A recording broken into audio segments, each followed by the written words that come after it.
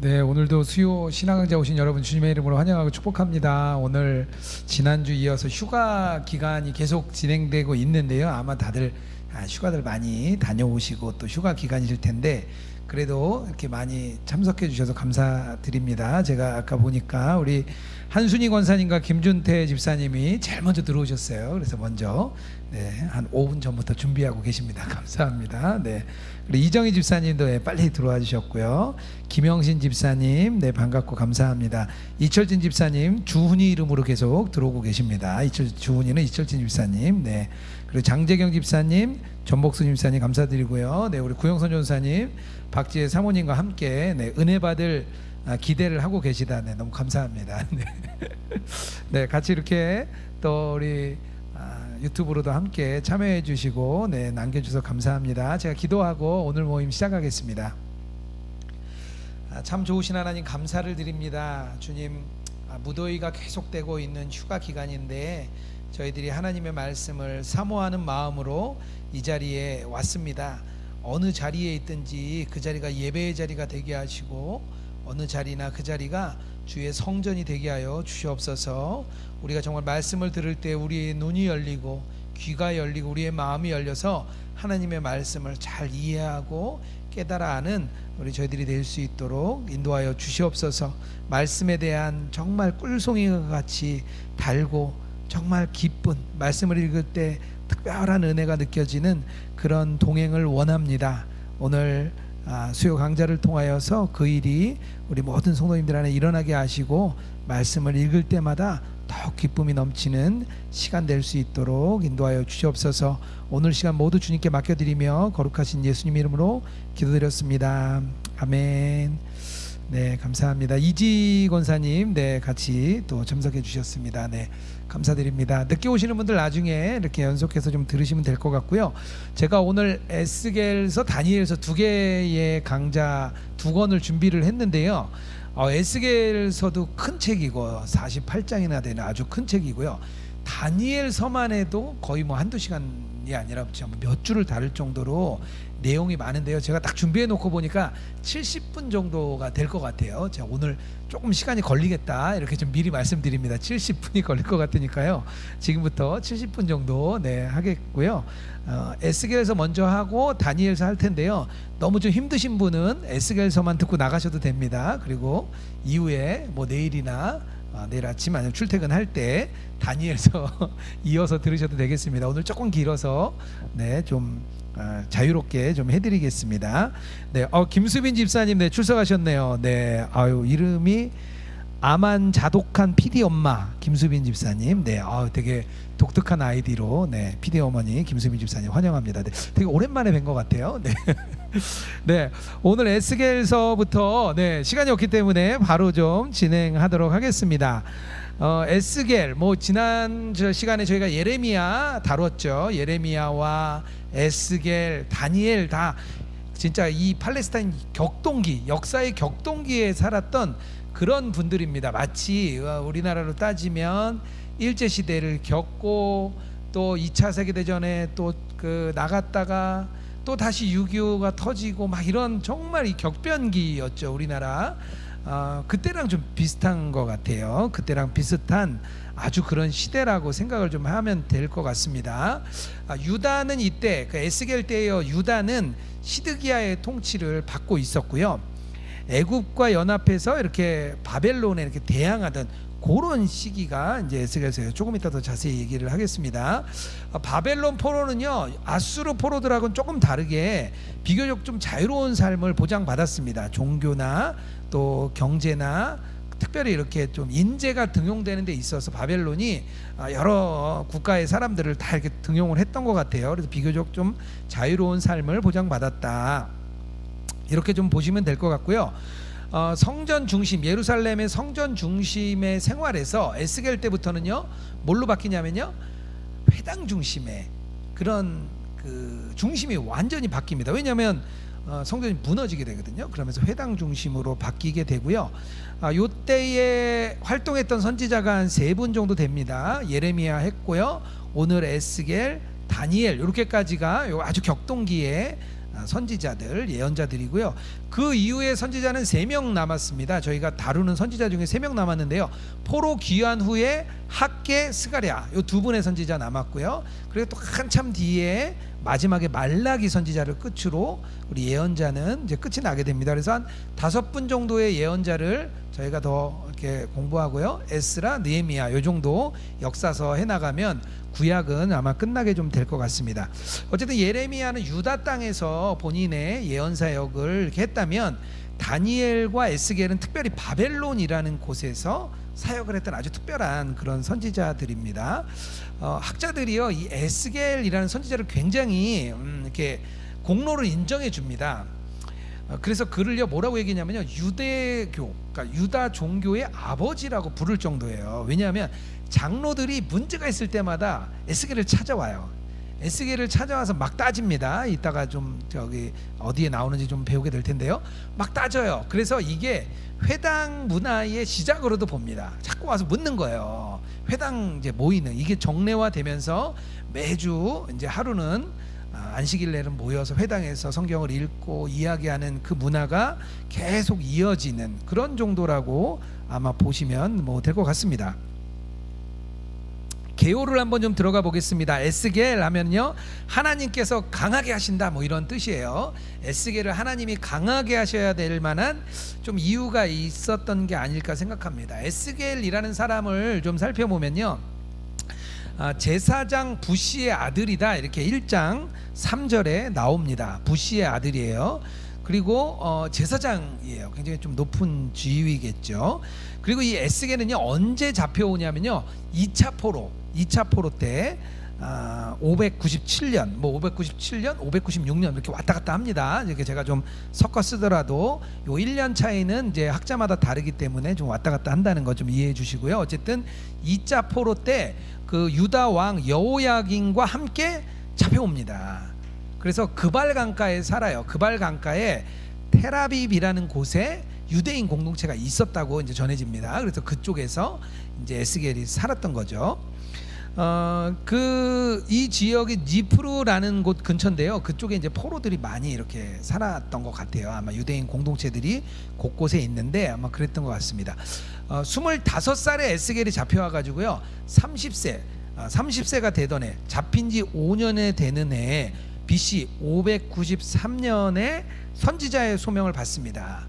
그래서 30회 되던 해 그런 거 보면 한 30살 정도로 보면 될 것 같습니다. 보통 이제 제사장들이요 한 20세부터 이렇게 인턴 생활을 하다가 30세부터 정식으로 이제 제사장 역할을 하게 됩니다. 30세가 되어야만 이제 이스라엘에서는 좀 어른으로 이렇게 좀 봐줬습니다. 그래서 30세에 많은 사람들이 실제적으로 이렇게 그 관직으로 나오게 됩니다.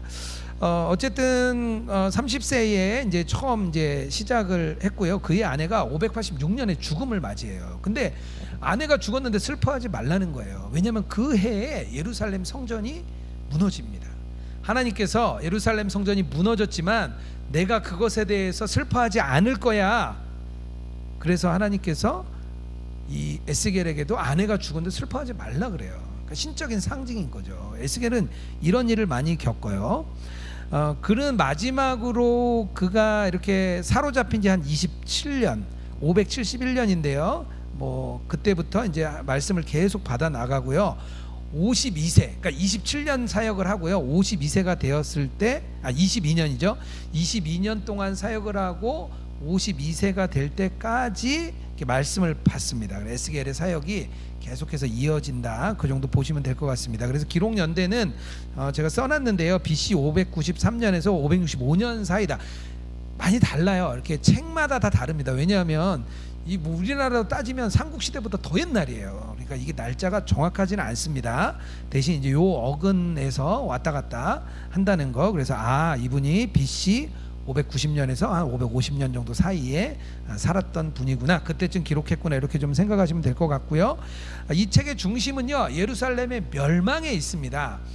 예루살렘이 멸망하기 한 6년 정도 전에, 이제 그 5, 6년 전이죠. 에스겔이 소명을 받아요. 5년 동안 예루살렘 성전이 망하는 거에 대해서 안타까워하면서 이야기를 하다가 결국에는 망하게 되고요. 그 이후로 또 에스겔의 또 이야기가 계속 이어지게 됩니다. 예루살렘이 멸망하고 나서야 어떤 일이 있냐면 예루살렘만 멸망하는 게 아니라 다른 민족들도 멸망할 거라고 이야기를 합니다. 이방 민족들도 이제 멸망하겠다는 거죠. 그리고 이스라엘의 회복, 영광스러운 미래 뭐 이런 것들이 계속 나타나요. 성경에 보면 마광된 칼이라고 나오는데 하나님께서 칼을 휘두르시는 거죠. 미친 칼이에요, 미친 칼. 그게 바로 바벨론이라는 나라인데요. 그게 예루살렘, 북이스라엘, 남유다 이런 이스라엘만 얘기하는 게 아니라 주변 국가들 계속해서 우리가 예언을 통해 들었죠. 다 가만두지 않겠다 하나님께서 이야기를 하셨기 때문에 마광된 칼 바벨론을 가지고 여러 나라들이 멸망하게 될 것이다, 이것을 얘기합니다. 어쨌든 에스겔가 이제 30세에 부르심을 받았다는 거, 그거를 좀 기억해 주시면 좋을 것 같고요. 기록 장소는 바벨론입니다. 그리고 기록 대상은 바벨론에서 포로 생활을 하고 있는 이스라엘 백성들. 근데 여기 보면 이제 그 유다 공동체, 그러니까 유다 땅에 있는 이야기들이 계속 나오거든요. 그런 것 때문에 이거 좀 이제 비평학자들이 여러 가지 이야기가 많아요. 어떻게 그렇게 자세히 아냐 이거죠. 그리고 뒤쪽엔 또 어떤 얘기가 나오냐면요, 또 열방에 대한 이야기가 나와요. 열방에 대한 이야기. 이거 어떻게 아냐 또 막 그러면서 이게 후대에 써진 것이 아니냐 그런 이야기를 합니다. 왜냐하면 비평가들은요 예언을 인정하지 않아요. 예를 들면 예루살렘 성전이 무너질 것이다, 그러면 아마 예루살렘이 무너진 AD 70년 뒤에 쓴 거 아니야? 이런 식으로 약간 합리적인, 이제 과학적이라고 표현을 해요. 비평학자들은 합리적인 추론을 해야만 하지, 이렇게 예언이라든지 미래에 나타날 이야기를 이렇게 정확하게 알 수가 없다, 이렇게 보통 비평을 합니다. 하지만 우리는 그렇게 믿으면 안 되죠. 하나님께서 미리 다 예언을 해주시고 딱 맞는다. 그게 오늘 아마 에스겔서 보면서 굉장히 많이 정말 하나님의 그 계획과 하나님의 미래에 대한 그 예언들이 정말 정확하시구나, 그것을 좀 알 것 같습니다. 기록 주제를 제가 한 4가지 정도 좀 생각해 봤습니다. 뭐 한두 가지 뭐 이렇게 나오기도 하는데요. 저는 이렇게 좀 더 펼쳐봤어요. 뭐냐면 하나님과 언약을 했죠. 언약을 저버린 유다 백성의 그 심판. 그러니까 이 심판이 결국에는 죄로 인했다는 거예요. 유다가 하나님과의 언약을 어긴 그 죄로 인해서 심판을 받는다. 이게 첫 번째 주제예요. 두 번째는 이 죄의 중심에 어떤 내용이 있냐, 바로 성전의 타락, 지도자들의 타락. 여기서 성전은 제사장들 분명히 얘기하겠죠. 제사장과 지도자의 타락이 주 원인이다. 이걸 계속해서 예언전 얘기하고 있습니다. 그리고 세 번째는요, 그렇다면 이렇게 망했는데 도대체 하나님과 언약을 맺은 이 백성을 하나님께서 어떻게 풀어 가실 거냐. 이 언약의 하나님은 신실하시기 때문에 결국에는 회복하신다. 예언서의 2가지, 심판과 구원, 징계와 회복, 이 2가지가 있다는 것. 그래서 회복, 언약 백성에 대한 회복이라는 것, 이게 세 번째 주제가 될 것 같고요. 또 하나, 이 에스겔서에 많이 나오는 단어가 있는데요, 한 65회 정도 이런 문장이 많이 나옵니다. 뭐냐면요, 그들이 내가 여호와인 줄 알리라, 이 얘기를 계속 하십니다. 그 얘기는 뭐냐면요, 하나님께서 유다 백성들뿐만 아니라 이 모든 전 세계의 이 주권자가 나다. 유대인들만 내가 다스리는 신이 아니라 이 전 세계의 주권자가 나다, 이런 거를 알리고 싶으신 거죠. 내가 여호와인 줄 알리라, 이렇게 좀 보시면 될 것 같고요. 맥잡기는 제가 좀 다 써놨습니다. 워낙 긴 책이기 때문에 요거 놓치면 성경 읽어 나가다가 헤맵니다. 막 이렇게 잠깐 졸아요. 그래서 제가 요거를 넣어놓고 요 맥잡기의 표를 가지고 쭉 읽어 나가셔도 좋습니다. 근데 보면요, 크게 나누면 2가지로 나눌 수 있어요. 뭐냐면 심판과 구원. 32장까지가 심판이고요, 그리고 뒤에 33장부터 48장까지가 구원입니다. 그런데 이렇게 나누면 너무 내용이 좀 크고요. 앞부분에 24장까지는 유다를 심판하는 내용, 중간에 열방에 대한 심판, 마지막에 하나님의 구원, 이렇게 크게 유다 심판, 열방 심판, 하나님의 구원, 이렇게 세 단락 정도로 이해하시면 이렇게 좀 좋을 것 같아요. 근데 그 안에 하나하나 보면 뭐 이제 쭉 제가 써놨으니까 읽지는 않겠습니다. 어쨌든 언약에 대한 파기, 그래서 심판한다는 거예요. 유다는요 달라요. 언약에 대한 파기가 일어났기 때문에 심판하는 거예요. 열방은요 하나님의 공의로 심판하는 거예요. 하나님께서 공의로 그들을 심판하시는 겁니다. 언약 백성이 아니에요. 그들은 전혀 다릅니다. 심판이 달라요. 그리고 뒤쪽에는 회복을 할 때 어떻게 회복을 하느냐, 성전을 재건합니다. 성전을 다시 재건함으로 인해서 회복을 시켜주시는 거예요. 요한계시록에 가면요, 마지막에 하늘에서 큰 성 예루살렘이 내려옵니다. 하나님께서 항상 예루살렘 성전 이걸 회복시켜 주는 거죠. 역사적인 배경은 그림을 좀 보시면 되겠는데요. 에스겔이 어디 한 끝에쯤 있죠. 에스겔이 있고요. 밑에 쪽이, 맨 아래쪽이 바벨론입니다. 느부갓네살 왕 때죠. 위쪽으로 올라가면요, 2차 포로 때에 잡혀온다 그랬잖아요. 여호야긴 왕과 함께 BC 597년 2차 포로로 잡혀오게 됩니다. 그리고 와서 약 5년 정도, 그 시드기야 중간 정도 되겠죠. 5년 정도의 에스겔이 이제 시작을 해서 22년간 사역을 하게 됩니다. 그래서 요 그림이, 그래서 여기쯤 그려지는 거예요. 그래서 요 그림을 아래 위로 잘 보시면 될 것 같습니다. 요 그림을 계속해서 한번 좀 저기 PPT로 한번 좀 잠깐 띄워 주시겠어요? 네네. 띄어졌네요. 네.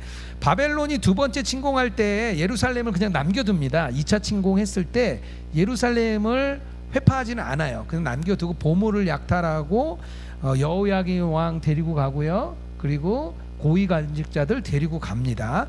이때 에스겔이 같이 잡혀가게 돼요.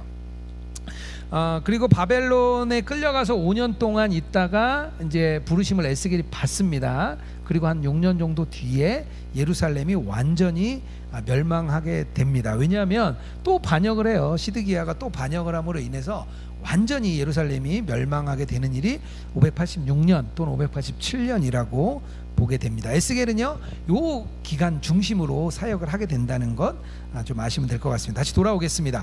유대인들이 조금 잘못된 생각을 가졌어요. 뭐냐면 이런 거예요. 첫 번째는 왜 바벨론이 더 악한데 우리만 이렇게 때려잡냐, 우리가 바벨론보다는 선한데 왜 우리를 징계합니까? 이게 그들의 가장 큰 질문이었습니다. 이거 하박국도 비슷한 이야기를 했죠.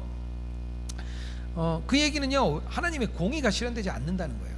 그걸 따지는 거예요. 두 번째는요, 바벨론 신을 그들이 매일 섬기는데 왜 그냥 두냐는 거예요. 바벨론 신을 왜 섬기면서 왜 그들 그냥 두냐, 뭐 이런 질문이 이제 유대인들이 이제 생각을 한 거예요. 세 번째는요, 하나님이 전능하시다면 마르둑 신에게 지지 말아야 되는데, 왜냐하면 이 땅의 싸움은 하늘의 신들의 싸움이라고 제가 여러 번 말씀드렸습니다. 왜 마르둑에게 지냐 이거예요. 결국 야훼 신이 전능하지 않은 거 아니냐. 그러면서요, 따지러 와요. 회개를 하는 게 아니라 따지러 옵니다. 그들이 계속 물어봐요. 그리고요, 바벨론에게 이게 맞았잖아요. 그러니까 바벨론 신을 또 섬깁니다. 좀 아이러니하죠. 그러면서 또 따져요. 뭐 이런 잘못됨이 있었습니다. 그리고 또 이런 생각이 있었어요. 와 보니까 바벨론이 뭐 어마어마한 거예요. 그 바벨론 성, 뭐 솔로몬 성전이 크다고 생각했는데 바벨론 성전은요, 성전의 높이가 뭐 거의 뭐 30m 이상 뭐 되고 한 10층 높이 이상 되는 거죠. 그래서 뭐 높은 데는 뭐 100m까지 됐다 그래요. 그리고 폭이 마차 2대가 지나갈 정도의 폭, 그리고 그게 2겹이었어요. 그리고 전체의 둘레가 뭐 한 면이 24km 정도, 굉장히 큰 도시였습니다. 그리고 안에 이렇게 밖에는 그 해저가 이렇게 쭉 있어가지고 못 들어오게 돼 있고요. 그 안으로 강이 흘러 들어가는 아주 그런 어마어마한 곳이었어요. 이런 곳에 잡혀와 보니까 우리 이스라엘 하나님 대단한 줄 알았더니, 야 이거 아무것도 아닌데, 바벨론 신 마르둑이 더 대단한데, 우리가 이렇게 여기 와서 잡혀왔는데 우리가 좋은 날 보기는 틀렸다, 우리 여기서 도저히 해방할 수 없다, 이런 생각을 한 거예요. 이런 생각들을 유대인들이 하고 있었습니다. 이게 유대인들의 잘못된 생각이에요. 다니엘서까지 가면 이제 질문이 좀 풀리실 것 같습니다. 첫 번째 이제 주요 내용을 먼저 좀 훑어보고요. 주요 내용을 짚고 나중에 본문에서 1장 1장 한 장 한 장 보도록 하겠습니다. 에스겔의 소명을 받는 장면이 나오는데요. 1장부터 3장까지 나와요. 이거 되게 재밌습니다. 한번 읽어보시면 아주 재밌는데요. 이방 땅에서 특이하게 부르심을 받는데 에스겔이 환상 체험을 합니다. 하나님께서 어떤 수레 같은 걸 타고 오세요. 근데 수레인데 뭐 양탄자라고 생각을 해도 될 것 같아요. 이렇게 큰 카페트 같은 거라고 생각을 하셔도 되고요. 4개의 생물이 그 끝을 이렇게 붙들고 있습니다. 받치고 있는데 그 얼굴이 있고 날개가 있고 손이 있어요. 나중에는 그룹 천사더라 이런 이야기가 10장인가 뒤쪽에 가면 나옵니다. 어쨌든 여기는 그게 안 나와요. 앞에 쪽에서는 얼굴도 있고 날개도 있고 손도 있는데 한 사람은 소 같아. 한 사람은 사람같이 생겼고요. 또 하나는 사자같이, 또 하나는 독수리같이 생겼어요. 그러니까 천사들의 얼굴이 좀 다양한가 봐요. 아마 사람같이 생긴 게 제일 좀 잘생긴 것 같아요. 제일 인기가 많았을 것 같아요. 그리고 뭐 사자, 소, 독수리 이렇게 좀 되게 독특하죠. 그리고 오직 직진만 해요. 직진. 그리고 위에 그 타고 있는 그 영, 하나님의 영이 움직이는 곳으로만 간다 이렇게 뭐 돼 있고요. 밑에는 바퀴가 달렸는데 바퀴 속에 또 눈이 있어요. 눈이 또 여러 개 이렇게 달렸어요. 눈이 좀 되게 하여튼 좀 그림을 좀 머릿속에 좀 그려보시면 좋겠는데요. 그리고 수레 위에는 영광으로 이렇게 둘러싸인 사람의 아들이 거기 타고 있다. 이렇게 사람의 형상이 앉아 있다고 이야기를 합니다. 어쨌든 천사를 타고 운행하시는 하나님의 모습 이렇게 생각하면 될 것 같아요.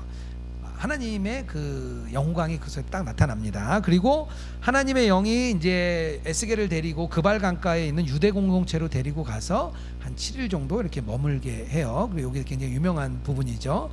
어쨌든 에스겔의 사명이 있는데요. 그는 파수꾼의 사명을 받았습니다. 유다와 예루살렘을 위한 파수꾼이죠. 파수꾼은 뭐하냐? 적이 쳐들어오면 미리 경고해 주는 거, 그 파수꾼의 역할이죠. 또 승리의 소식을 전해올 때 가장 먼저 승리를 전해주는 것, 그것도 파수꾼의 역할입니다. 하여튼 나쁜 소식과 좋은 소식을 다 알려주는 것, 파수꾼이라는 거. 에스겔 소명을 받는 장면, 이 앞부분 좀 재미있습니다. 좀 읽어보시면 되게 좋을 것 같고요. 이스라엘은 언약적인 사명이 있었어요. 우리가 잘 아는 것처럼 언약적 사명이 있었기 때문에 왜 심판을 당하느냐, 여기의 핵심은 언약이죠. 언약을 안 지켰으니까.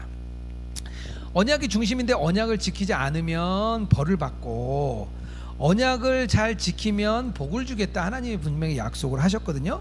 그래서 아브라함과 언약을 먼저 맺었어요. 그리고 모세를 통해서 구체적인 언약을 제시해 주셨습니다.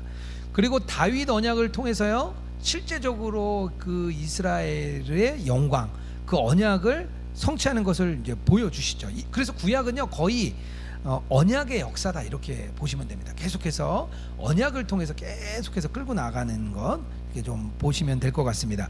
그 언약이란 뭐냐? 뭐 언약이 뭐 여러 가지 약속도 있겠고 여러 가지 있겠지만, 그 언약이라는 뜻은요 결국엔 하나님의 통치 아래서 순종하는 삶, 이게 바로 언약이라고 할 수 있는 거죠.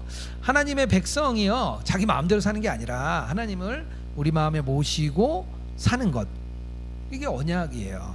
근데 이 언약의 중심이 있었습니다. 언약의 중심이 뭐냐면 이 언약의 정신이라고도 얘기할 수 있겠죠. 성전 중심의 삶이에요. 그때 당시는 분명히 성전 중심의 삶이 언약의 정신이었습니다. 에스겔서에서요 근데 어떤 일이 일어나냐면요, 유대 백성이 타락해요.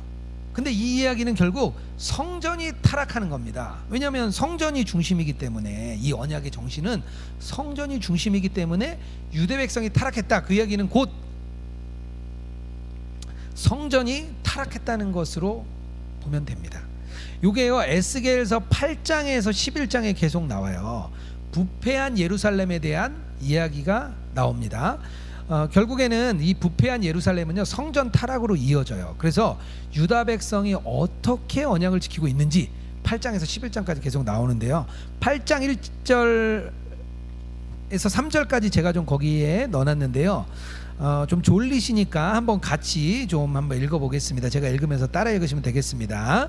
셋째 여섯째 날 초다새에 나는 집에 앉았고 유다의 장로들은 내 앞에 앉아 있는데 주 여호와의 권능이 거기로 해서 내게 내리기로, 그가 송 같은 것을 펴서 내 머리털을 한 모슴을 잡으며 주의 영이 나를 들어 천지 사이로 올리시고 하나님의 환상 가운데에 나를 이끌어 예루살렘으로 가서 안뜰로 들어가는 북향한 문에 이르니 거기에는 질투의 우상 곧 질투를 일어나게 하는 우상의 자리가 있는 곳이라.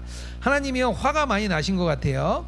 에스겔의 머리채를 이렇게 딱 붙잡아 가지고요 그 멀리 바벨론에서 이 그 예루살렘까지 끌고 가십니다. 머리채를 이렇게 잡아갖고 우리 아이들 이렇게 잡으면 꼼짝 못하죠. 이렇게 끌고 바벨론에서 간 거예요. 하나님이 화가 단단히 나신 것 같아요. 왜 그러냐? 성전이 어떻게 타락했냐? 북문 입구에 가니까 뭐라고 얘기하냐면 질투를 불러일으키는 우상이 있다는 거예요. 이것은 아마 가나안 신 아스타롯, 여성 신이죠. 아세라 여신상이에요. 이 여신상에게 아마 절하고 있는 것으로 보입니다. 그것은 아마 민족적인 위기에 결국에는 가나안 신에게 이렇게 도움을 청하는 거죠. 그리고요 성전 벽면으로 들어가니까 어떤 일이 있냐면요 온갖 종류의 기어다니는 것과 징그러운 짐승과 우상들이 그려져 있다 이렇게 얘기를 합니다. 그리고 70인의 장로가 향로를 들고 가증한 우상을 향해서 제사를 드린다. 70인 장로가요 그 우상의 벽면에 아주 가증한 것 이런 걸 놓고 제사를 드리고 있는 것을 하나님 보여주시는 거예요. 아마 이 곤충은 파충류 뭐 이런 것 같은데요 아마 이집트에서 성행하던 그런 제사의 종류라 우상들이라고 이야기를 합니다. 그래서 결국에는 아까 전에 가나안 신에게 이사했어요. 이번엔 이집트 신에게 이제 구원을 요청하는 거죠. 어려우니까. 성전 내부 성전 북문에 가니까요 여자들이요 담무스를 향해 울고 있는 거예요. 이 담무스는 뭐냐 하면 바벨론 신입니다. 바벨론 신. 제가 여러 번 이제 수메르 신화 이야기도 말씀드렸는데요. 거기에 수메르 땅을 36,000년 뭐 이렇게 다스렸다는 담무스라는 여신에게 이렇게 그 제사를 지내면 울고 있는 거예요. 도와달라고 울고 있는 거예요. 결국에는 이 바벨론 신에게 우상 숭배하고 도와달라고 하는 거죠. 성전 입구까지 갔습니다. 25명이 하나님의 성전을 등진 채 태양을 바라보면서 또 경배하고 있어요. 뭐 태양신은 뭐 어느 곳을 가도 다 섬겼던 곳입니다. 이집트, 가나안, 바벨론 뭐 할 것 없이 태양은 어느 무속신앙은 다 섬겼습니다. 그러니까 결국에는요 가나안신, 이집트신, 바벨론신 붙잡고 막 도와달라고 하는 거예요. 왜냐하면 야훼가 적거든요. 이 사람들 생각 그렇게 된 거예요. 뭐 이렇게도 생각할 수 있어요. 친 바벨론, 친 이집트, 뭐 친 페키니아, 뭐 이렇게 생각하면서 그 가까운 나라들에게 이렇게 그 도와달라는. 그 어떻게 보면 유대 공동체 안에 완전한 갈등을 이야기할 수도 있습니다. 그 정도로 아주 심각한 그런 상황입니다. 심판을 하나님께서 집행을 합니다. 9장에 가면요 심판을 집행하는데요 살상 무기를 든 6명의 천사가 나와요. 다 죽이라는 거죠. 그런데 먹그릇을 든 한 명의 천사가 나타나 가지고요 다니면서 너 예루살렘 돌아다니면서 이 예루살렘의 죄악으로 인해서 탄식하고 회개하고 애통하는 자 있으면 그 사람들 이마에다가 X자 표시를 해라 이렇게 합니다. 그래서 이렇게 미리 다니면서 X표 한 사람 빼고 나머지는 천사가 다 죽인다는 거예요. 살상 순서를 제가 거기 이렇게 했는데요 늙은 자부터 시작하더라 이렇게 이야기를 합니다. 뭐겠어요? 늙은 자면 장로들이겠죠. 그리고 또 이렇게 얘기할 수도 있겠죠. 지도자들, 기성세대들, 뭔가 윗세대부터 잘못한 것들을 먼저 하나님께서 이렇게 책임을 물으시는 거죠. 뭐 젊은이들도 그럴 수 있을 것 같아요. 그럼 난 억울해요. 어른들이 잘못한 것 때문에 왜 우리가 이렇게 되죠? 그런데 뒤쪽에 얘기를 보면요 하나님께서 말씀하시는데요 모든 사람은 자기 행동에 죄에 대한 책임이 있다 이렇게 말을 합니다. 조상들의 죄 때문이 아니라 바로 너 자신의 죄 때문에 그렇게 바벨론에 잡혀온 거야 이렇게 성경에서는 계속 이야기를 해줍니다. 어쨌든 하나님께서는요 모두가 범죄를 했지만 이렇게 늙은이라고 표현을 하는 늙은 자들로부터, 장로들로부터, 기성세대로부터 하나님이 먼저 질타를 합니다. 에스겔서 22장은요 그 이유를 이야기해줘요. 제가 여기 쭉 써놨어요. 왕족들은 일반 백성의 죄를 갈취합니다. 제사장들은 율법을 어기고 성전을 더럽히고 안식일을 범합니다. 고위 관리들은 불이익을 얻으려고 피를 보는 것 서슴지 않습니다. 예언자들은요 가짜 환상을 보고 복수를 행하고 하나님의 말씀을 거짓으로 지어냅니다. 이 땅의 백성들 곧 지주들은요 가난한 자들을 압제하고 나그네들을 학대하였다. 이렇게 22장에서는 그들의 죄의 문제를 계속해서 이야기해 주고 있습니다. 결국 누구 하나 죄 안 지은 사람이 없지만 특별히 이런 제사장과 고위 관리들, 예언자들, 지주들, 하나님께서는요 책임이 있다는 거예요. 에스겔이 메시지를 선포하는데요, 에스겔은요 이렇게 그냥 말로만 선포하지 않아요. 되게 좀 독특한 방식을 많이 써요. 에스겔이 참 독특해요. 어떤 데는 설교를 하기도 하고요, 어떤 데는 환상을 봐요. 환상으로 또 본 걸 이야기해요. 어떤 데는 비유를 이야기합니다. 또 어떤 때는요 이렇게 행위, 자기가 몸으로 직접 막 행위를 하면서 뭐 옆으로 누웠다, 뒤로 누웠다, 뭐 털도 뽑았다, 뭐 아주 특별하게 그런 하나님의 말씀을 아주 입체적으로 선포를 합니다. 결국에는 듣는 청중들이요 다양한 방식으로 듣게 하는 거예요. 지금 저희 한국교회는요 말씀을 통해서 거의 말로만 이렇게 이야기를 하죠. 가끔 저희가 이제 뭐 연극 예배 이런 거 해요. 그러면 그런 거 왜 하냐 이제 막 그러죠. 그런데 어쨌든 에스겔은 다양한 이야기들을 해주고 있습니다. 구두로 선포한 거는요 한 15번 이상 많이 나오고요, 비유로 선포하는 거 둘에 6가지가 있습니다. 제가 이렇게 이걸 언제 쓸지 모르겠네요. 어쨌든 제가 나중에 한번 올려드리겠는데요. 쓸모없는 포도나무 가지, 포도나무가 뭐에 쓰겠어요?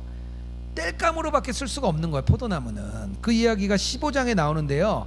뭐 목재로도 쓸 수 없고 너희들은 오로지 포도나무 열매를 맺지 않으면 너희들 아무 의미가 없는 거야. 뭐 그런 이제 비유를 얘기하는 거죠. 행음한 여인에 대해서 16장에 얘기합니다. 이스라엘에 대한 유다에 대한 그런 심판이죠. 그리고 17장에 가면 독수리와 포도나무가 이야기를 합니다. 결국에는 시드기야가 이집트에 기댔다가 바벨론에 잡혀가는 이야기, 그 이야기가 17장에 나오고요. 오홀라와 오홀리바, 그 이스라엘과 유다의 배교, 간음 이런 거를 그 23장에서 이야기합니다. 오홀라와 오홀리바, 뭐 오 이렇게 써놔도 될 것 같고요. 24장에 가면요 끓는 가마 속의 고기라는 비유가 나오는데요, 철저하게 심판하겠다는 거예요. 끓는 가마 속의 고기, 생각만 해도 끔찍하죠. 그리고 34장에 가면요 거짓 목자와 참 목자에 대한 비유를 또 이렇게 얘기를 해줍니다. 비유로 쭉 선포를 해줘요. 나중에 이제 본문만 써놓으셨다가 쭉쭉쭉 한번 찾아보셔도 좋을 것 같아요. 환상을 보는데요, 1장에 보면 하나님의 보좌가 이렇게 그 상공에 떠 있는 거, 아까 얘기했죠. 수레 그 환상을 보고 이야기를 합니다. 2장에서 3장까지는 어떤 내용이냐면 두루마리가 나와요.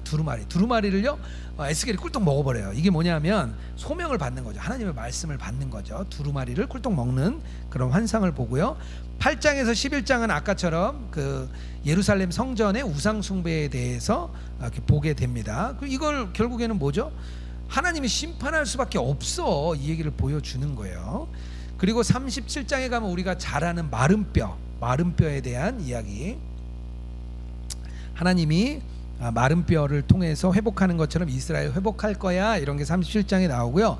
40장에서 48장은요 성전을 재건하고 땅을 분배하는 것, 이런 환상이 나옵니다. 결국 하나님이 다시 회복시켜 주겠다 하는 이야기들 한 6가지, 5가지 정도의 환상을 통해서 이야기를 해줍니다. 뭐 다양한 방법으로 이야기하는 거예요. 그리고 또 행위로도 얘기해요. 그 예언자적 상징 행위라고 하는데요, 4장에 보면 어떤 이야기가 나오냐면요, 지도 위에 예루살렘이 이렇게 포위되는 것을 그려요. 4장에 그 얘기는 뭐겠어요? 예루살렘이 바벨론에 의해서 포위된다는 거예요. 나중에 가면 바벨론에 포위가 됩니다. 그래서 그 마지막으로 쳐들어왔을 때 바벨론에 18개월 동안이나 바벨론이 예루살렘을 포위합니다. 그때 거의 막 사람도 잡아먹고 막 그런 일이 일어나죠. 4장에는 그 얘기가 나오고요. 또 4장에도 어떤 얘기가 있냐면 좌쪽으로는 390일을 누워 있어라, 우측으로는 40일을 누워 있어라 얘기를 합니다. 그래서 40일을 1일을 1년으로 해가지고 뭐 40년 뭐 이렇게 누워 있고, 뭐 이런 유다가 죄악을 감당해야 될 시기를 이렇게 누워 있는 것을 통해서 이렇게 보여주는 거죠. 그 4장의 이야기가 계속 많은데요. 또 어떤 이야기 있냐면요, 음식 먹는 거에 대한 비유가 계속 나와요. 아주 조금 먹으라 그러고, 그리고 특이한 방식으로 음식을 부정한 방식으로 먹게 합니다. 이렇게 그 인분 사람의 인분으로 이렇게 그 저기를 만들어서 그것으로 너가 음식을 해 먹어라 그랬더니 하나님 저는 거룩하게 살았던 제사장인데 어떻게 합니까? 그러니까 대신 소똥으로 바꿔준다. 그래서 소똥으로 불을 펴서 음식을 해 먹는 그런 아주 좀 독특한 그런 이야기들을 거기서 4장에서도 해주고요. 5장에 가면 유대인들이 3가지 방식으로 이렇게 그 자기 털을 이렇게 잘라가면서 하게 합니다. 그래가지고 뭐 3분의 1은 뭐 어떻게 하고 3분의 1 어떻게 하고 3분의 1 어떻게 하고 이야기하는데 전염병으로 죽고 굶주림으로 죽고 칼로 죽고 기근으로 죽고 이런 거 얘기하는 거예요. 고대 근동에 제가 지난주죠 3중 저주에 대해서 말씀드렸죠. 칼로 죽는 거, 또 전염병으로 죽는 거, 기근으로 죽는 것, 뭐 그런 3중 저주라 그랬는데 그런 이야기가 나오고요. 24장에 가면 아내가 죽었는데 애도하지 못하게 하는 것 나오게 되고요. 37장에는요 2 막대기를 이렇게 연결하는 장면이 나옵니다. 그거까지 이야기를 하면 상징 행위가 뭐 될 것 같습니다. 하나님께서 회복의 비전을 약속해 주세요. 회복을 할 것이다. 이것을 약속해 주시는데요. 이게 새로운 성전을 건축합니다. 36장에 가면 나오는데요. 포로도 잡혀간 사람들을 정화시킨 다음에 성령을 주신다는 거예요. 이게 36장 25절에서 28절까지 제가 넣어놨습니다. 이거 꼭 읽어보셔야 됩니다. 우리의 마음을 새롭게 할 것이다. 이거는 거의 이제 신약에 우리 시대까지 쭉 끌고 가는 그런 아주 놀라운 이야기들이죠. 예수님 우리 안에 새 영을 주시고 우리를 회복케 할 것이다 말합니다. 37장에는요 드디어 마른 뼈의 환상이 나옵니다. 에스겔을요 뼈가 가득한 골짜기로 데리고 가요. 그리고 그에게 생기를 불러서 마른 뼈에게 이제 들어가라고 이제 시킵니다. 그랬더니 에스겔이 태어나자 뼈들과 뼈들이 연결되고 형체가 회복되고 그리고 나중에 생기가 들어가니까 군대가 형성이 되는 거죠. 뭐 이런 이야기대로 유다가 회복될 것이다. 우리는 요 마른 뼈 이야기만 주로 알죠. 에스겔에서 하면은 요 36장 37장만 우리가 그래도 잘 알게 되는데 다른 장들도 요 장처럼 잘 알았으면 좋겠습니다. 그리고 또 아까 얘기했던 37장의 막대기 이야기 하게 되고요. 예루살렘에 이제 드디어 성전이 회복됩니다. 성전이 회복되는데요. 환상 중에 에스겔을 다시 예루살렘으로 데리고 가요. 갔더니 어떤 일이 일어나냐면요. 끈과 막대기로 이렇게 측량하는 천사가 나옵니다. 측량하는 천사가 나오고 그 측량하는 걸 보면서 우리 어떻게 하죠? 만약에 우리 여기 그 교회 건너에 이제 새로 택지 공사를 하는데요. 택지 공사를 하게 되면 제일 먼저 와서 측량을 합니다. 말뚝을 쭉 받고요. 말뚝에 따라서 펜스를 싹 치고요. 그리고 공사를 시작합니다. 측량을 한다 그러면 뭔가 새로운 게 열리겠구나 이렇게 생각하시면 되는 거예요. 이것도 그림 언어예요. 그림 언어. 저울 제가 얘기 드렸죠. 나팔도 한번 얘기 드렸죠. 나중에 요한계시록에 가면 다 나와요. 저울도 나오고 나팔도 나오고 측량도 나옵니다. 재건에 대한 이야기 나오면서 에스겔 40장에 가면요 에스겔의 성전의 회복이 나옵니다. 성전이 회복되고 제사가 회복되고 제사장도 회복됩니다. 먼저 성전을 회복하고요 제사장을 회복시켜 줍니다. 저희가 요즘에 출애굽기 하고 있는데요. 출애굽기에서 먼저 어떻게 되냐면요 성막을 지어요. 성막을 짓고요 그 다음에 어떤 얘기가 나냐면요 성소에 대한 이야기가 나옵니다. 뭐 앞들하고 성소에 대한 이야기가 나와요. 그 성전에 대한 이야기가 다 나오면 뭐가 나오냐면요 제사장의 옷에 대한 얘기가 나와요. 먼저 성전을 짓고요 하나님께서 제사를 드릴 제사장을 다시 이야기를 해줍니다. 똑같아요. 이 방식이 그대로 옮겨옵니다. 그래서 성전을 회복하고요 그리고 나서 제사장을 회복시켜 줍니다. 이게 순서대로 가는 거예요. 그리고 마지막에는요 생명의 강이 흘러가지고 뭐 1,000척을 가니까 또 무릎까지 차이고 1,000척을 가니까 허리까지 차이고 막 나오죠. 1,000척 한 척 이렇게 뭐 보통 50cm 정도 얘기하는데요. 한 500m 되겠죠. 그래서 한 2km 정도 가니까 강이 되었다. 뭐 이런 이야기가 쭉 나옵니다. 제가 성경 본문에 대한 내용은 좀 이렇게 쭉 설명을 좀 해놨습니다. 그거를 좀 제가 쭉 설명을 했기 때문에요. 좀 읽어 보시면 될 것 같고요. 뭐 8장 내용 아주 좀 중요한 내용입니다. 아주 이스라엘의 죄악상 그거 꼭 보시면 될 것 같고요. 9장에 인치는 이야기 이렇게 좀 주의 깊게 보시면 될 것 같고요. 포도나무 그럼 우리는 항상 포도나무 그러면 이렇게 붙어 있는다 이것만 얘기를 하는데 사실 포도나무의 핵심은요 열매입니다. 열매. 붙어 있어서 열매를 맺지 않으면 아무 의미가 없다는 거예요. 열매를 맺지 않으면 가구도 안 돼요, 꽃도 안 돼요, 뭐 어디다 쓸 수가 없는 거예요. 여기서는 15장에서는 그 얘기를 해주고 있습니다. 그리고 16장에 가면요, 회개망측한 아주 창녀로서의 그 이스라엘을 이야기합니다. 여기는 아주 좀 낯뜨거운 부분인데요. 그래서 유대인들은요 30살까지 이걸 못 읽게 했다 그래요. 그 정도로 아주 이렇게 좀 낯뜨거운 이야기 나오죠. 어쨌든 그것도 좀 읽어 보시고요. 그리고 뒤쪽에 가시면 이제 그 열방의 회복, 또 이스라엘의 회복, 중동 전쟁 이런 이야기가 나옵니다. 이거 한번 쭉 읽어보시면 될 것 같은데요. 좀 한 장 한 장 읽어나가시면서 대주제가 뭔지 놓치지 않고 읽어보시면 아주 어렵진 않습니다. 그래서 긴 게 힘들어요. 긴 게 어렵진 않은데 긴 게 좀 힘듭니다. 신앙적인 결론을 좀 몇 가지 제가 좀 생각을 했는데요. 결국에는 이 에스겔서에 나오는 회복, 비전, 이것은 모두 하나님 결국에는 어디서 완성이 되느냐, 이 에스겔의 이 예언 회복의 완성은요 물론 이 뒤에 돌아가죠. 성전으로 돌아갑니다. 돌아가지만 완벽하진 않았어요. 그래서 실제적으로 이 회복과 이 약속의 결론은 예수 그리스도, 결국 예수 그리스도의 구원 사역을 통해 성취된다, 이렇게 봐야 됩니다. 에스겔서의 메시지가요 얼마나 이렇게 풍성한지 아주 신약에서는요 많은 이야기들을 에스겔서에서 차용해서 가지고 옵니다. 예수님도 차용해서 가져오고, 요한도 요한계시록에서 갖고 오고요, 사도 바울도 가지고 옵니다. 아주 많은 이야기들을 갖고 옵니다. 그런데 이렇게 조금 잘못된 적용이 하나 있는데요. 뭐냐면 이 회복을 지금 현재의 국가적 이스라엘이 회복된 걸로 그것을 가지고 와서 설명하는 뭐 세대주의적 방식인데요. 세대주의도 건강한 세대주의가 있고요, 약간 좀 심각한 세대주의가 있는데요. 뭐 존 파이퍼 목사님 같은 사람도 사실 세대주의자예요. 근데 세대주의가 다 나쁜 건 아니지만 극단적 세대주의는 사실 좀 문제가 좀 있습니다. 근데 이 실제적인 이스라엘의 땅이 회복된다는 건 사실 시오니즘이라는 또 이 좀 이렇게 안 좋은 진영에서 만들어낸 건데요. 그런 맥락에서 성전이 회복되고 땅이 분배되고 그래서 지금인가 보다, 그런데 그런 거 아니고요. 이미 그 일의 완성은 예수 그리스도에게 이루어졌습니다. 이렇게 생각하시면 돼요. 예수 그리스도의 성전이 예수님에 의해서 이루어졌고, 예수님의 구원 사역이 이미 이루어졌습니다. 단 아직 재림하시지 않은 그 시대를 우리가 사는 거지, 그 일이 또 이루어지는 거 아니에요. 예수님께서 이미 다 이루셨다는 것을 좀 신앙적 결론으로 잘 생각해 보시면 될 것 같고요.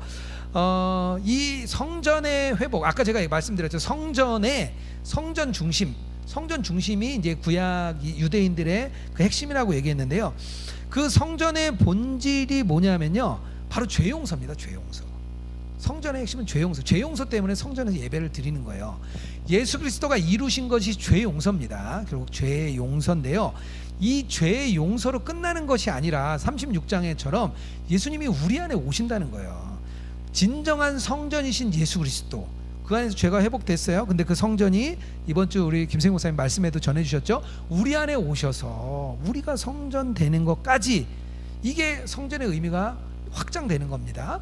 구약에서보다 더 확장되는 건 바로 이 부분이에요. 이거를 쭉 끌고 가셔서 어쨌든 성전 중심이 이렇게 죄의 회복뿐 아니라 우리가 하나님과의 관계 회복까지 이루어진다는 것, 그것이 바로 예수 그리스도 그 본질이시다, 이렇게 이해해 주시면 좋을 것 같고요. 이 에스겔서가 현대 교회에 저는 굉장한 도전을 준다 생각합니다. 왜냐하면 이 에스겔서에서 말하는 문제들이 현대 교회에 이미 다 문제가 있거든요. 물질주의, 소비주의, 또 성장주의, 쾌락주의, 뭐 이런 많은 것들이 이미 한국 교회 안에 깊숙이 들어와 있고요. 어떻게 보면 뗄래야 뗄 수 없는 상황까지도 이렇게 들어와 있어요. 세속화됐다고 얘기를 하죠. 이미 세속화된 지 오래인데 세속화가 됐다고 생각하지 못합니다. 많은 분들이 이야기를 해요. 세상의 기준이 굉장히 투명해지고 높아지고 있는데 교회의 기준은 아직도 옛것에 머물러 있다, 이런 이야기들을 요즘 저를 만나는 분들이 많이 이야기를 하시더라고요. 교회가 빨리빨리 이 일을 찾아가는 거는요, 목회자만의 책임은 아닙니다. 분명히 우리 교회 안에 있는 성도들이 함께 만들어가는 것, 이것이 중요한데요. 왜냐하면 이 예루살렘 성전에서 예배하는 자들은 결국에는 백성들이 함께 와서 예배하는 거거든요. 함께 성전을 세우는 겁니다. 우리가 이 에스겔서에서도 얘기하는데 결국 하나님이 어떤 자들에게 회복해 주시냐, 남은 자들. 이 남은 자는 뭐냐면요, 하나님께 회개하고 또 자신을 돌아보고 오직 하나님만 전심으로 내가 섬기겠다고 하는 그런 자들, 남은 자라고 하잖아요. 우리 남은 자들이 다시 교회를 회복하는 겁니다. 그러려면 정말 하나님을 두렵고 떨림으로 바라보는, 하나님을 경외함으로 바라보는 정말 그런 예배의 회복, 성전의 회복, 이것이 우리 함께, 우리 성도들과 우리 목회자들 또 함께 교회가 만들어 가야 되지 않을까. 그리고 우리 예수동행 교회가 그런 중심이 되었으면 좋겠다. 왜냐면요, 우리는 가장 중심으로 여기는 게 우리 예수 그리스도가 우리 안에 오셨고 우리가 성전 됐다는 것을 우리가 가장 중요하게 여기는 우리 예수동행 교회의 가치이기 때문에 그것을 가지고 우리가 다시 한국 교회를 회복해 나가면 좋겠다, 그런 생각을 제가 좀 했습니다. 다니엘서로 넘어가도록 하겠습니다. 네, 한자경 집사님, 네, 감사하고요. 최지혜 집사님, 김우주 집사님, 송수지 집사님 감사합니다. 이하영 성도님 감사하고요. 김성민 집사님, 네, 출석해 주셨네요. 오늘 수요일이라 다들 바쁘실 텐데도 이렇게 잘 참여해 주셔서 너무 감사를 드립니다. 직장 생활할 때 수요일날 오기 참 쉽지 않더라고요. 저도 예전에 그런 경험이 있었는데요. 어쨌든 오늘 말씀을 통해서 잘 또 주님이 회복해 주시고 은혜 내려주실 줄 믿습니다. 다니엘서는 그래도 우리가 좀 많이 알아요. 왜 우리가 10일 동안 한번 우리 좀 고기 안 먹고 우리 좀 시험하게 해달라, 뭐 그런 이야기도 있죠. 그리고 왕의 신상에 절하지 않은 3명 풀무불에 들어간 이야기, 뭐 그런 이야기도 있고요. 다니엘의 그 사자굴, 우리 어릴 때 많이 배웠죠. 다니엘 사자굴 빠져가지고 그거 많이 배웠죠. 그리고 다니엘의 꿈 해석, 뭐 이런 것도 많이 아는 얘기입니다. 그리고 다니엘의 70일에, 이것도 또 아주 큰 또 대주제 중에 하나예요. 그런데 이것 때문에 좀 이 다니엘서를 종말론에 이렇게 연결시키는 경우가 많이 있습니다. 근데 그런 종말론은 대부분 틀려요. 대부분 틀리고 비슷하게는 갑니다. 하지만 다니엘서의 핵심은 이렇게 종말론이 아니에요. 왜냐하면요, 다니엘이 아까 어느 시대인지 얘기했잖아요. 바벨론에 잡혀갔습니다. 그럼 이 바벨론에 왜 잡혀갔냐 이거죠. 다니엘서는요, 이걸 잘 중심으로 봐야 돼요. 그 잡혀간 바벨론에서 뭘 배웠느냐, 뭘 깨달았느냐, 요게 다니엘서를 바라보는 핵심입니다. 70년 포로 생활하면서 도대체 뭘 배운 거야? 마지막에 제가 좀 설명을 쭉 드릴게요. 어쨌든 다니엘서를 과잉 해석하지 말라는 것, 이 얘기를 하고 먼저 좀 들어가도록 하겠습니다. 기록자는 다니엘이죠. 그리고 다니엘 왕족이에요. 1장 3절에 나옵니다. 1차 포로 때 잡혀가요. 근데 제가 에스겔서를 먼저 했던 이유는요, 다니엘이 더 길게 사역을 합니다. 그리고 에스겔이 답변을 해주지 못한 걸 다니엘서에 답변을 줘요. 그러니까 바벨론에 잡혀간 이유 같은 거에 대해서 다니엘서까지 에스겔, 다니엘을 읽으면 확 이해가 됩니다. 어쨌든 그걸 좀 아시면 좋을 것 같고요. 70년간 바벨론에서 공직 생활을 해요. 그래서 많은 왕을 섬깁니다. 느부갓네살, 벨사살, 또 다리오 왕, 그리고 페르시아의 고레스 왕까지 여러 왕들을 이렇게 잘 섬기게 됩니다. 어쨌든 한 꽤 오랫동안 다니엘서가 이어지게 되는데요. 한 70년 정도 뭐 이렇게 했다고 보통 이야기가 나옵니다. 다니엘은 뭐 여러 가지 이야기가 있는데요. 뒤쪽에서 이야기를 하니까 제가 좀 넘어가도록 하고요. 어쨌든 다니엘은 굉장히 신념이 있는 그런 사람이었습니다. 그리고 특별한 은사도 많았어요. 다니엘이 꿈을 해석하는 그런 은사 뭐 있었죠. 기록 연대는 거기 써놨으니까 한번 좀 보시고요. 네, 기록 대상 뭐 바벨론에 있는 유대인들이다, 뭐 이 정도 이야기하면 될 것 같은데요. 여기 되게 독특한 면이 하나 있어요. 뭐냐면 이 다니엘서가 2가지의 언어로 쓰였습니다. 2가지의 언어로 쓰였는데요. 그 히브리어 1장은 히브리어로 쓰였어요. 그런데 2장부터 7장까지는 아람어로 쓰였습니다. 그때 당시에 그쪽 지역이 바벨론이랑 이쪽이 아람어를 썼는데요. 아람어 방언으로 좀 쓰였어요.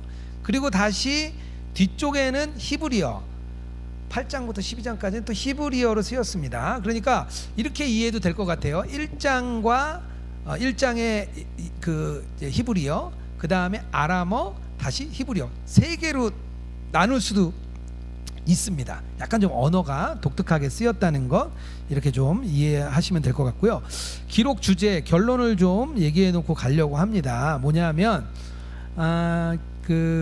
결국에는 이런 세상의 왕국, 세상 나라는 전적으로 하나님의 주권에 의해서 하나님이 이렇게 다스린다는 거예요.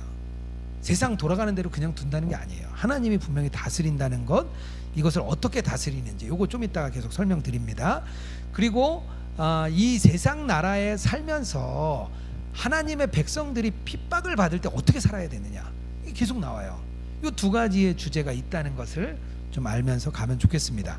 다니엘서를 이해하기 위해서 한 4가지 정도의 질문, 좀 내용이 필요한데요. 뭐냐면 유대인의 바벨론 포로기가 구속사적으로는 어떤 의미를 가졌는지 알 필요가 있습니다. 그래서 70년 동안 이 진노의 때를 거치면서 이 때가 우연이 아니라는 것, 그리고 이 언약의 관계, 요거 좀 하나로 알아두어야 되고요. 어쨌든 하나님께서 언약을 잘 지키면 복을 주시는데 지키지 않으면 벌을 준다 그랬잖아요. 근데 그럼에도 불구하고 이들은 죄를 지었습니다. 그래서 유대의 백성들이 바벨론 포로 오게 된 거죠. 하지만 70년이었는데요. 이들의 질문은 하나님은 우리를 버리신 것 아니야? 어떻게 우리를 보내주실 거지? 이런 질문 앞에 이 다니엘의 환상과 꿈을 통해서 답을 주시는 거예요. 이 해답은 뭐냐면요, 결국에는 하나님이 자기 백성을 버리지 않으신다, 이 이야기를 해주면서요, 이 모든 나라들을 하나님이 다스리고 계시다는 것, 이것을 이제 다니엘서에 좀 이해하기 위한 좀 배경, 백그라운드로 좀 알아야 될 것 같습니다. 묵시문학이라는 게 있는데요. 요거는 뭐냐하면 이렇게 표현하면 될 것 같아요. 이렇게 손으로 이렇게 제가 이렇게 뭘 하나 덮었어요. 덮었는데 이게 처음에 덮어놓으면 왜 안 보이잖아요. 위에서 보면 이렇게 그릇이 안 보이잖아요. 요걸 이렇게 열어줘요. 이렇게 하면 그릇이 보이죠. 요게 묵시문학이에요. 무슨 얘기인지 아시겠죠? 이렇게 가려져 있는 거를 싹 보여주는 것, 이런 거를 묵시문학이라고 보통 이야기를 합니다. 그러니까 무슨 얘기냐면요, 하나님이 이렇게 비밀을 저에게 알려줬어요. 근데 제가 이제 아무한테도 얘기하지 마 이렇게 얘기했는데 제가 너무 얘기하고 싶은 거예요. 아무한테도 얘기하지 말라 그랬으니까. 그래서 어떻게 하죠? 우리가 옆 사람한테 얘기하죠. 요게 묵시문학이에요. 말하면 안 되는데 말하는 거, 이렇게 보여주는 것, 폭로하는 걸 묵시문학이라고 하는데요. 이게 바로 요 때부터 시작해가지고요, 예루살렘 성전이 파괴될 때까지 AD 한 70년까지 계속해서 이 묵시문학이 나옵니다. 요한계시록도요, 그 묵시문학 중에 하나입니다. 왜냐하면 이렇게 가려진 것을 딱 보여주는 것이기 때문이에요. 보통 이런 묵시문학이 나오는 때는요, 어떤 때냐면요, 이 백성들이 아주 그냥 극심한 압제, 고난당하고 이럴 때 묵시문학을 통해서 상징적인 언어와 환상과 이런 걸 통해서 보여주는 거예요. 꿈도 보여주고 숫자의 이미지도 보여주는 거예요. 근데 이 보여주는 이유는 뭐냐면 위로해 주려고. 어렵잖아요. 너무 어려우니까 곧 회복이 될 거야 이렇게 하는데, 그냥 얘기하면 걸리잖아요. 그냥 얘기하면 안 되니까 이걸 약간 비유로 설명을 해주는 거예요. 우리끼리는 알고 딴 사람은 모르고. 예수님도 그러시죠. 이거를 비유로 이야기할 때는요, 이 세상 사람들은 모르고 너희들은 알게 하려 합니다. 너무 그때도 고통스러웠잖아요. 계속 고통 시간이 가게 됩니다. 어쨌든 이 묵시문학의 핵심은요, 역사와 종말과 관계되어 있습니다. 그래서 어쨌든 이 다니엘서는 묵시문학이라는 거 이렇게 생각하시면 될 것 같습니다. 그래서 제가 맥을 좀 잡고 지나가면요, 앞부분에는 이야기가 나와요. 그래서 좀 쉬워요. 재밌어요.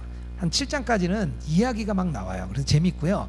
뒤쪽에는 환상과 예언이 나와요. 그래서 조금 어려워요. 뒤쪽이 이해를 못하기 때문에 좀 어려운 이야기들이 많이 나옵니다. 이렇게 2개로 나눌 수도 있고요. 아까 제가 얘기한 대로 1장, 요 1장이 다니엘에 대한 믿음이 나오거든요. 다니엘 1장 나누고 2장부터 7장까지 아람어로 나누고, 그리고 뒤쪽에 환상으로 이렇게 나눌 수도 있습니다. 보통 이렇게 2개 아니면 3개로 나누는 게 많고요. 뭐 제가 4개도 나눠놨죠. 요거는 이제 그 그러니까 환상 예언이 이렇게 구분해서 놓을 때도 이렇게 하는데, 보통 요거는 그냥 하나로 보면 될 것 같습니다. 요 정도 맥잡기를 갖고 나가시면 될 것 같고요. 역사적 배경은 제가 계속 설명을 좀 드리고 있는데요. 다니엘은 여호야긴, 시드기야까지 이어지는 그런 과정, 그리고 아래쪽에 느부갓네살, 그리고 이제 유명한 왕들이 많이 나오는데요. 이게 한번 PPT 한번 좀 보여주셔도 좋겠습니다. 네, PPT에서 느부갓네살 왕이 아래쪽에 나오고요. 에빌무로닥, 그리고 뭐 벨사살 왕까지 좀 뭐 많이 이름이 나오는 사람이고요. 그 밑에 페르시아 노란색은 다리오와 고레스가 같이 있습니다. 왜냐하면 다리오 여기서 메대인 다리오라고 하는데요. 다리오 메대 나라를 이제 고레스가 점령하게 되는데 요 삼촌이에요. 삼촌 외삼촌. 그래가지고 같이 통치를 합니다. 워낙 크기 때문에 같이 통치를 해요. 그래서 요 다리오와 고레스 왕 다음에 있는 다리오 1세는 다른 사람입니다. 다른 사람이라는 거. 어쨌든 고레스와 다리오. 요 다리오 왕은 사자굴에 넣었던 다리오 왕이고요. 그리고 고레스는 페르시아. 이제 메데라는 이름을 빼버리고 페르시아라는 이름이 됩니다. 그 정도 다니엘 시대에 보면 될 것 같고요. 또 한 장 또 더 넘겨주셔도 될 것 같습니다. 이 아래쪽에 쭉 역사들이 이어지게 되는데요. 이 그 바벨론은 이 느부갓네살 왕에 의해서 어쨌든 망하고 이제 다니엘이 이제 잡혀오게 되죠. 그리고 1차 포로 때 잡혀옵니다. 그리고 나서 2차 포로 오고요. 나중에 아예 뭐 예루살렘 망하게 되죠. 그리고 나서 이 바벨론이 아래 페르시아에 점령당합니다. 쭉 점령을 당하면서 메데인 뭐 해가지고 쭉 나가게 돼요. 요 과정이 쭉 이어지게 되고요. 그리고 제가 여기에는 넣었는데 한 장 더 넘겨주시겠습니까? 네. 네, 요게 이제 바벨론 땅이고요. 오른쪽 상부 쪽에 보면 노란색으로 돼 있는 게 메데 페르시아입니다. 이제 바벨론 왕을 메데 페르시아가 이제 점령을 계속해서 해나가게 되는데요. 이 메데 페르시아가 점령을 해요. 한 장 더 넘겨주시겠습니까? 네, 이렇게 나중에는 페르시아 왕이 아예 다 전체를 다 점령하게 되는 이런 과정, 역사적인 과정을 겪게 됩니다. 다시 돌아오겠습니다. 제가 이 과정을 왜 말씀드리냐면요, 이따가 뒤쪽에 나와요, 얘기가. 그래 뒤쪽에 나오고요. 거기 책에 보면 그리스 마게도냐 왕국에 대한 내용, 책이 아니라 제가 이제 나눠드렸던 내용에 보면 그게 있습니다. 이 그리스는요, 그리스 이제 아테네와 페르시아가 거의 다 힘을 잃어요. 둘이 이제 전쟁을 통해서 거의 힘을 잃고 나서 이제 마게도냐라는 그리스 지역이 일어납니다. 여기가 헬레니즘이라고 이야기를 하죠. 필리포스 왕이 처음에 나타나고요. 그리고 우리가 잘 아는 알렉산더 대왕이 여기를 다 점령하게 됩니다. 아까 이 바벨론 다음 페르시아의 모든 땅을 알렉산더 대왕이 점령을 하게 돼요. 그리고 알렉산더 대왕이 죽고 나서요, 4개의 나라로 분리가 됩니다. 알렉산더 왕이 죽고 나서 4개의 나라가 분리가 되는데요. 그 밑에 셀루코스와 프톨레미 두 가지 왕조가 있는데요. 이 두 왕조가 가장 큰 힘을 갖는 왕조가 됩니다. 그래서 이 예루살렘, 이 유다, 이스라엘 땅을 이 셀루코스 왕조와 프톨레미 왕조가 계속 주거니 받거니 하면서 싸움이 일어나요. 이게 바로 뒤쪽에 나오는 두 북방왕과 남방왕에 대한 이야기는 여기 있는 이 역사를 이야기하기 때문에요, 제가 이거를 좀 짚고 넘어가도록 하겠습니다. 어쨌든 역사의 참 주인이 누구시냐, 이 이야기가 나오는데요. 하나님이 언약 백성을 버렸느냐, 아까 얘기했죠. 마루둑이 더 큰 신이냐, 유다 민족에 갖춘 미래가 있느냐, 이 이야기가 질문이 나왔습니다. 답변을 어떻게 얘기하냐면요, 하나님이요, 바벨론에 내가 넘겨준 거야, 이런 이야기를 합니다. 그리고 다니엘과 세 친구가 율법을 어기고 율법에 따라서 그걸 지킬 때 풀무불에서 하나님이 지켜주시는 모습, 이걸 통해서 하나님이 도우신다는 것을 보여주게 됩니다. 그리고 하나님이 다니엘에게 꿈과 환상을 해석할 은사를 줘요. 그래서 바벨론의 관직에 등용됩니다. 바로 이게 하나님이 도우시는 과정이라는 거예요. 다니엘을 통해서요, 또 어떤 일을 얘기하냐면요, 이 그 바벨론 군주들 그리고 또 페르시아 왕들에게 미래를 알려줍니다.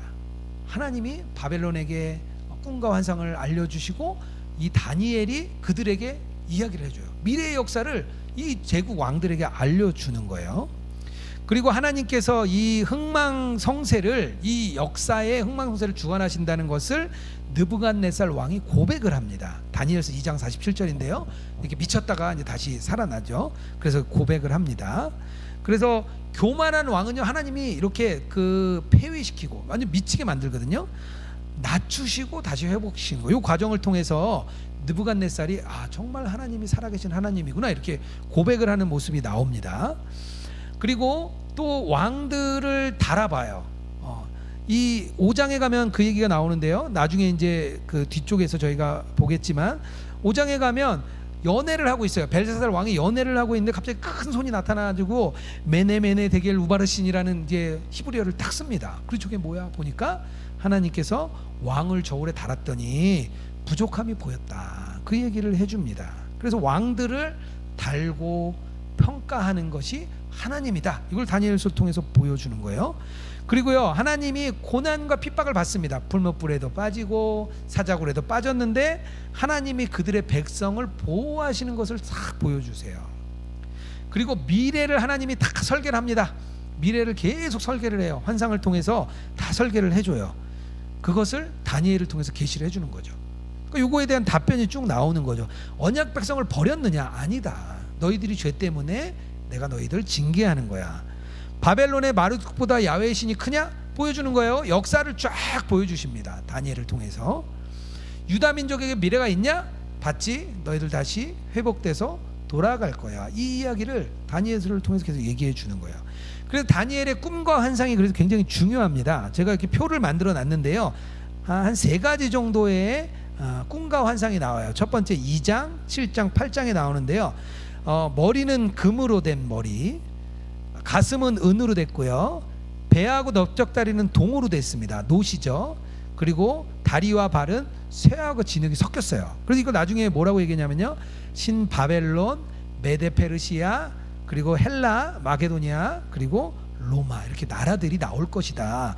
그리고요, 이 나라들 이 나중에 손대지 않은 돌, 산에서 손대지 않은 돈이 날라와서 거대한 신상을 깨뜨리는, 이게 사람이 쭉 서 있는데요, 이걸 깨뜨리는 모습, 이게 뜨인 돌이라고도 얘기하는데 결국 이게 예수 그리스도다. 이 나라들을 탁 주관하시고 무너뜨리시는 예수 그리스도를 얘기합니다. 7장은요 뭐 비슷해요. 날개 달린 사자, 독수리 날개 뭐 이렇게 해가지고 올라오죠. 이거 바벨론 얘기하는 거예요. 곰이 갈빗대 3개를 물고 있어요. 메데 페르시아 얘기예요. 표범이 날개의 머리가 각 4개입니다. 머리 달린 표범이에요. 4개의 날개, 4개의 머리. 결국에는 이게 마게도니아의 이게 4개의 나라로 아까 이렇게 쪼개진다 그랬죠. 뭐 그런 거 얘기하는 거고요. 마지막에 사납고 강한 짐승, 뭐 10뿔, 3뿔 나오죠. 이거 로마를 이야기합니다. 나중에 로마가 박해하죠. 요거 10뿔, 3뿔 나중에 어디 가냐면요, 나중에 요한계시록에 가면 이런 뭐 짐승들 뭐 10뿔 뭐 이런 거 막 나옵니다. 이런 이야기들이 나와서 요것도 이제 삼위일체라 그래요. 그래서 성부, 성자, 성령의 삼위일체라 보면 악한 세력의 삼위일체, 777 완전 숫자잖아요. 하나씩 모자란 666 불완전 숫자가 되는 그런 이야기들이 나오게 되고요. 그리고 한 가지 더 수양과 수염소 그 옆에 쭉 해놨습니다. 그렇게 쭉 보시면 될 것 같고요. 주로 바다에서 올라옵니다. 바다. 왜 그러냐면요, 바다는요 고대 근동 세계관에서는요 무질서, 혼돈, 악한 세력, 하여튼 하나님의 적이 사는 곳이에요. 그런 곳을 바다라고 이야기를 해요. 근데 이거는 성경만 얘기하는 게 아니라고요, 가나안 종교도 바알이 누구하고 싸우냐면요, 바다, 얌하고 싸워요. 바다하고 싸우고요.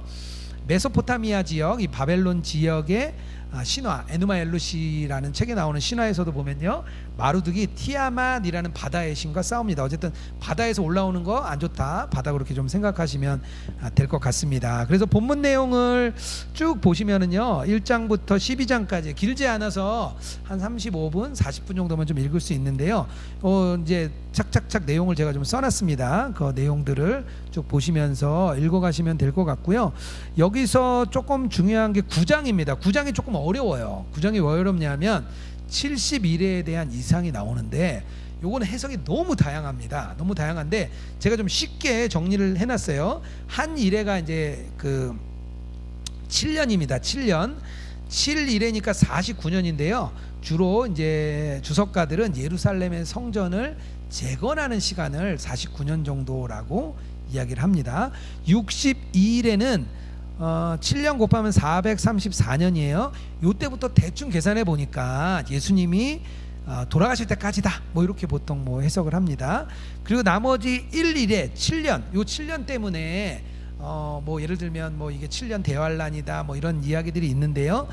이제 뭐 그거는 뭐 종말론에 가서 나중에 이야기하겠지만 어쨌든 그렇게 해석하기보다는 예수님의 사역 기간, 그리고 요한계시록의 마지막에 3년 반 1260일 이렇게 회개할 기회를 주는 것, 뭐 이 정도로 해서 71회를 그냥 하나로 딱 묶어버리면 그냥 어렵지 않게 여러 가지 해석이 있습니다. 하나의 중심을 두고 여러 해석을 헤쳐나가면 될 것 같고요. 11장은 아주 어려워요. 11장 아주 어려운데 제가 아까 말씀드린 대로 마게도냐의 그 헬라 시대에 알렉산더 대왕 이후에 4개 나라로 갈라지는데요. 그 중에 이 예루살렘 이스라엘 지역을 점령했던 나라가 2나라가 나옵니다. 셀루쿠스 왕조와 프톨레미 왕조 2개가 나오는데요. 2개가 막 싸워가면서 엄청난 전쟁을 해댑니다. 올라가고 내려가고 올라가고 내려가고 전쟁을 하면서 이스라엘은 아주 죽을 맛을 겪습니다. 어쨌든 그 이야기라는 것을 좀 알면 좋을 것 같고요. 마지막에 12장에 가면 역사의 종말과 이스라엘 혼란에 대해서 나옵니다. 그렇다면 결론으로 가야 되는데요. 바벨론 포로기에 도대체 뭘 배웠느냐?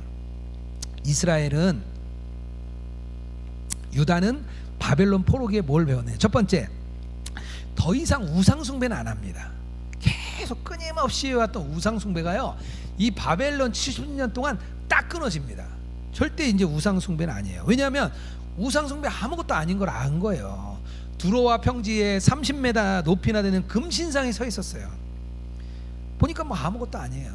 그러니까 우상은 아무것도 아니다, 이걸 배웁니다. 또 하나, 이방신 아무것도 아닌 걸 또 배워요. 마르둑 아무것도 아닌 거예요. 다니엘의 환상과 꿈을 보니까 하나님이 다 주관하시는 걸 알았어요. 아무것도 아닙니다. 세 번째는요, 자신들의 죄가 얼마나 큰지 이제 깨닫기 시작합니다. 드디어 자신들의 죄를 깨닫기 시작합니다. 그리고 또 하나는요, 네 번째는요, 하나님을 믿고 의지하는 사람이 구원받는다는 걸 알아요. 남은 자 사상, 하나님을 믿고 구원받는 거에 대한 내용을 드디어 이들이 깨닫게 됩니다. 그리고 5번째는요, 성경이 얼마나 중요한지 드디어 깨닫게 돼요.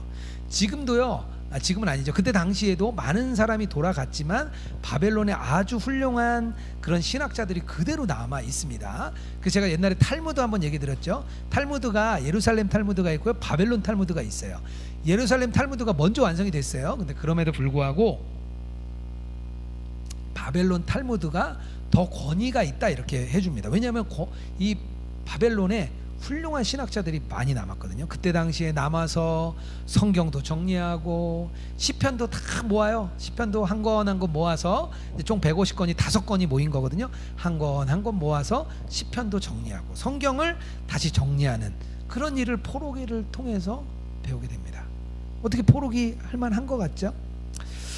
신앙적인 결론을 좀 몇 가지 좀 내면은요, 세상이 지배하는 이 세상에서 우리가 어떻게 살아야 되느냐, 이 세상의 항복판에서 하나님의 백성은 어떻게 살아야 되느냐, 이 다니엘의 새 친구와 또 다니엘과 이런 과정을 통해서 어쨌든 자신의 그 정체성을 지킨 거죠. 고난도 있고 어려움도 있습니다. 분명히 세상 사는데요, 어려움 없다고 말할 수가 없어요. 이 세상에 지내는 일들이요, 어려움이 많습니다. 하지만 하나님 도우신다는 거예요. 이것을 절대 잊으면 안 된다는 거죠. 그리고 신앙의 정체성을 지키는데 놓쳐야 되지 않을 것이 하나 있는데 뭐냐면요, 기도입니다. 기도. 여기서 기도하는 게 많이 나와요. 뭐 한 번만 나오는 게 아니고요. 느부갓네살의 꿈을 해석할 때 꿈을 또 안 가르쳐주면서 막 해석을 하라 그래요. 그때 다니엘의 새 친구와 함께 기도합니다. 다니엘이 기도를 해요. 기도하지 말라 그랬는데 기도한 거 우리가 잘 알고 있죠. 또 어떤 내용이 나냐면요, 성경을 읽다 보니까 백성들의 죄가 너무나 크구나, 이걸 알아가지고요, 참회하고 회개하는 기도를 하게 됩니다.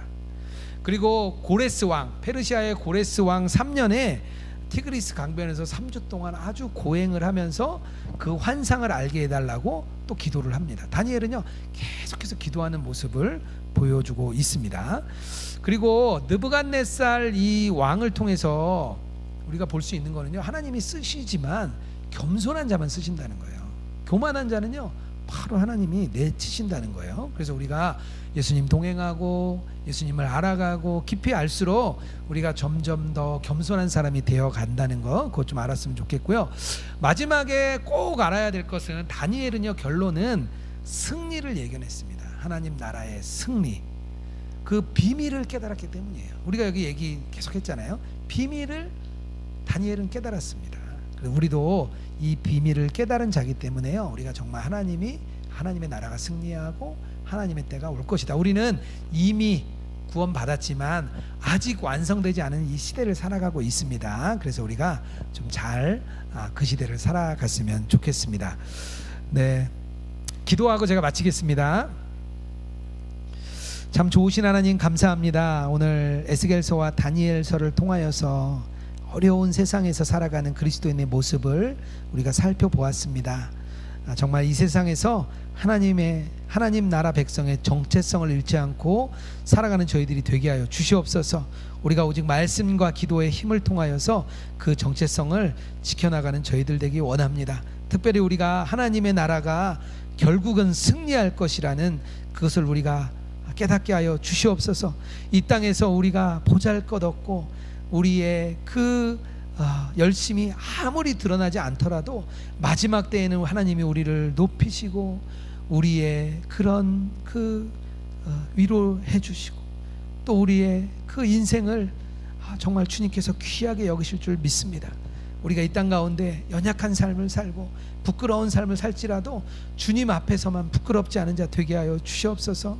정말 우리가 하나님 앞에 주님을 우리 마음에 모신 자로 살아가는 저희들이 될 수 있도록 인도하여 주시옵소서. 지금까지 지켜주신 주님 감사드리며 거룩하신 예수님 이름으로 기도드렸습니다. 아멘.